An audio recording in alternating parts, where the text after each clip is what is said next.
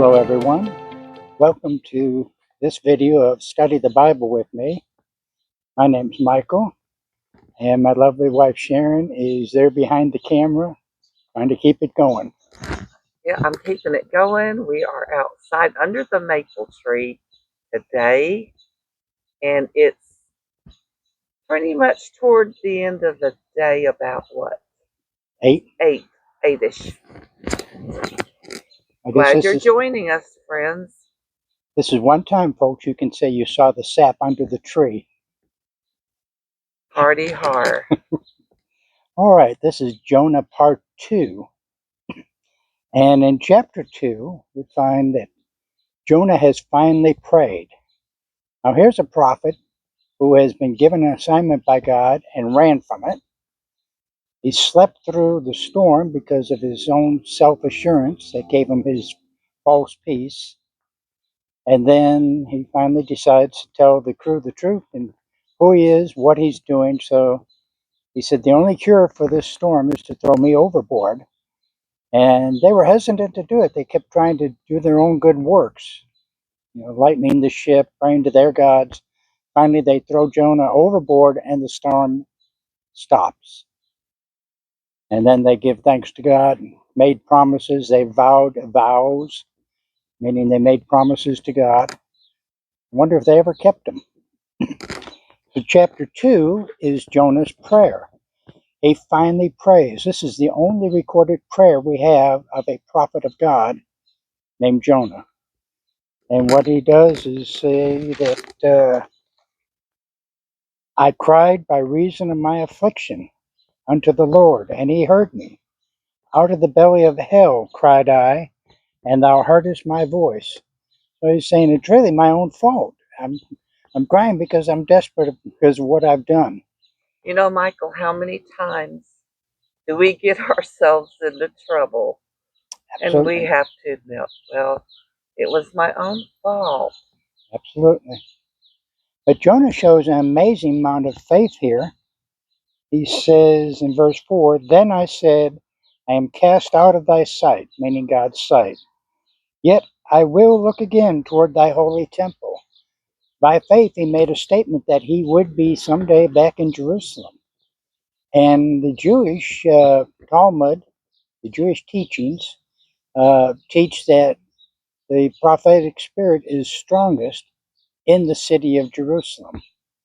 So he was saying that someday he would get back to Jerusalem and reclaim his job, his assignment as a prophet. Verse 10 of chapter 2 is quite interesting. And the Lord spake unto the fish, and it vomited out Jonah upon the dry land. God spoke to Jonah, and Jonah ran. God spoke to the fish, and the fish did what God told him to do. So in chapter 3, he finally reaches the city of Nineveh, and he goes through there. We don't know how he looks. We kind of imagine that he had seaweed hanging on him, and his clothes were kind of eaten by fish. I bet he was a sight for sore eyes. He was. He was a mess. He was an absolute mess. And his message was, yet 40 days, and God will destroy Nineveh. Well, the people heard that message. As we read in chapter 1, it was a city of 3 days' journey, meaning it took 3 days to encompass the whole city or go through the whole city. It was that spread out, kind of like where we went to in Florida, Jacksonville, the largest city, not so much by population, but by land size. It's spread out. Nineveh was spread out. It took 3 days, and for 3 days, or for several days, he's going around saying, in 40 days, God will destroy Nineveh. Well, the people believed it. People got word to the king, and the king trembled. He declared a fast of food and water for man and beast. This man meant business. He said, who knows if God of the heavens will change his mind. He will repent of what he said. Chapter 4, Jonah gets very angry. He's an angry prophet. Jeremiah was a weeping prophet. Jonah is an angry prophet. And he gets mad and he tells God, Didn't this happen like I told you? I told you if you gave these people a chance, they would repent.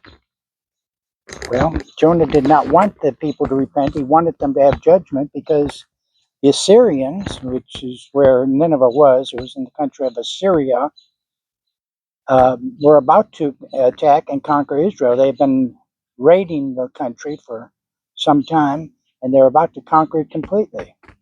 But God put a pause to it. So Jonah crawls up on the hillside, and he's sitting there thinking about what's going on, and he's mad, and the sun beats down on him. So a vine grows up very quickly, and scholars think it was a castor oil vine, which in Israel grows very fast, kind of like bamboo. It grows almost by the hour. And it grew so fast, it grew up. And the next day, a worm came along and got into it and ate the whole thing up and left Jonah sitting in the heat again. Jonah was still mad. Chapter 4, verse 10 reads, Then said the Lord, Thou hast pity on the gourd, for the which thou hast not labored, neither madest it grow, which came up in a night and perished in a night. And should not I spare Nineveh, that great city, wherein are more than 60,000 persons that cannot discern between their right hand and their left hand, and also much cattle? Now, here we have a few interesting statements. God said, You felt sorry for that vine, but I feel sorry for this city of people, of 60,000 people. Let's see, six score be 120,000 people at I was least. going to ask you, what is that? Well, score is 20. Oh, So six times 20 is 120,000 persons. okay. An interesting thing here is because of their spiritual condition. It's not meaning that they're blind, but their spiritual condition makes them so that they can't even tell their right hand from their left hand. But they obeyed the king, and they sat in sackcloth and ashes and fasted from food and water, man and animal. How long? Well, it doesn't quite say. Okay. But the last the last words of the last verse are very interesting. God says, Should I not spare them? And also much cattle. God has a lot of concern just for the cattle, for the people, but also for the cattle. So, from that, we need to be kind to the animals. I'm not saying you should be a vegetarian, but cruelty to animals is not acceptable in God's sight. He No. makes that very plain here. And to prove the point, Sharon, my dear Sharon, has several bird feeders and 2 hummingbird feeders, and we have a little fat chipmunk that lives under the porch. Yep, and they're all our pets. Well, we try to take care of them as best we can. All right, well, I'm glad to have shared Jonah with you, 2 parts, but it's very interesting. You need to go and read it for yourself and dig out even more. I'm just hitting the highlights. Hmm. So, do you have any closing words, Sharon? I just like to say thank you for joining us. That was a good job, Michael. I learn every time you teach. I'm connecting the dots, and I like the way that you broke it down with part one and part 2. Sometimes people tend to rush through things, but Hmm. even a word can make a big difference when you're studying the scriptures. All right, well, then until next time, and thank you. Thank you to the subscribers. Please like and share this. We're not in it to get numbers, we're in this to spread the word of the gospel. That's right, and we thank you, friends, and we'll be seeing you on the next video. And for now, goodbye. Goodbye.